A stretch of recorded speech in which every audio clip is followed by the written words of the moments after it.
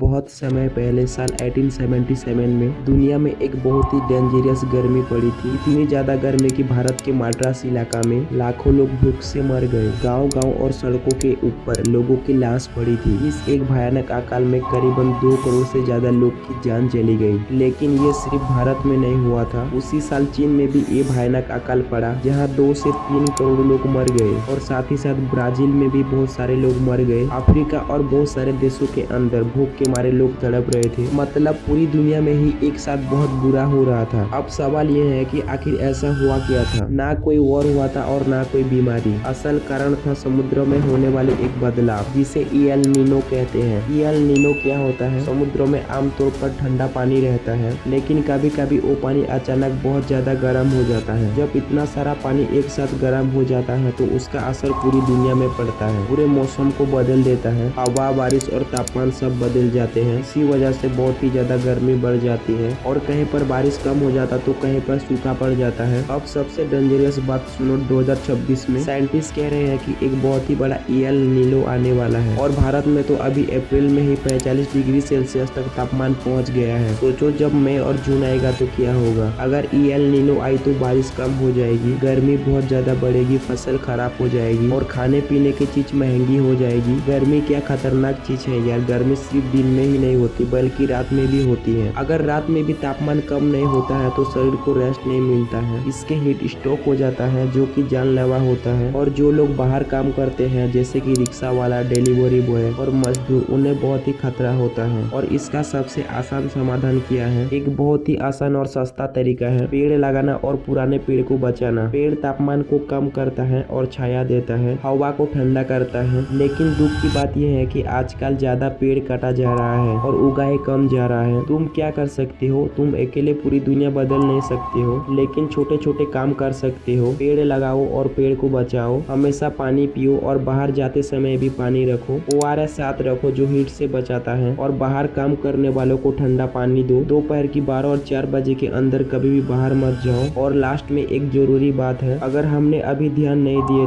तो आने वाले समय में हर साल बहुत ज्यादा गर्मी होगी। आज के बच्चे शायद कभी भी ठंडी गर्मी 30 या 35 डिग्री सेल्सियस का कभी भी अनुभव नहीं कर पाएंगे। तो अभी से ही कदम उठाना स्टार्ट करो अपने लिए और अपने आने वाले फ्यूचर के लिए।